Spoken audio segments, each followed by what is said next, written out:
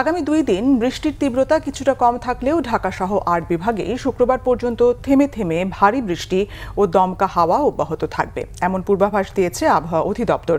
এদিকে টানা বৃষ্টি ও জলাবদ্ধতায় ভোগান্তিতে নগরবাসী। বিপাকে পড়েছেন ক্ষুদ্র ব্যবসায়ী, হকার ও খেটে খাওয়া মানুষ।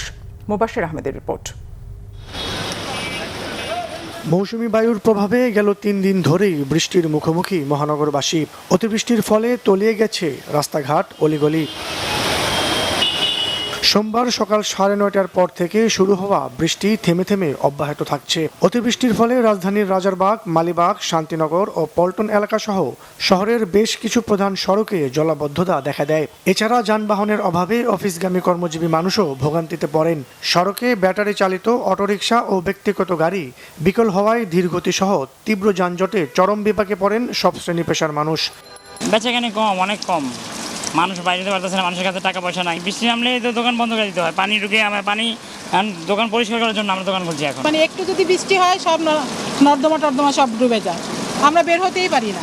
তাই এই জন্য আমরা সিটি কর্পোরেশন বলেন, পৌরসভা বলেন, যাই বলেন, ঊর্ধ্বতনের কাছে আমরা আবেদন জানাচ্ছি যাতে আমাদের এই অবস্থা থেকে বের করতে পারে।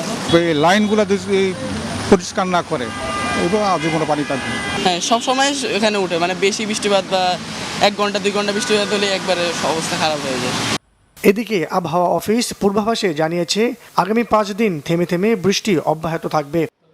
গতকাল সকাল 6টা থেকে আজকের দুপুর 12টা পর্যন্ত ঢাকায় 117 মিলিমিটার বৃষ্টিপাত রেকর্ড করা হয়েছে এবং ঢাকা মহানগরীর কোথাও কোথাও অস্থায়ীভাবে জলাবদ্ধতা তৈরি হয়েছে। আজকের দিনের পর থেকে 14ই জুলাই এবং 15ই জুলাই সারা বাংলাদেশে বৃষ্টিপাতের তীব্রতা এবং এরিয়া কভারেজ একটু কমে যেতে পারে।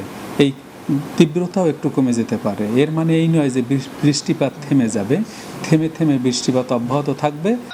বৃষ্টির কারণে দেশের সব বিভাগেই তাপমাত্রা সামান্য কমতে পারে বলেও জানিয়েছে আবহাওয়া অফিস। মোবাশ্বের আহমেদ, বাংলা ভিশন, ঢাকা।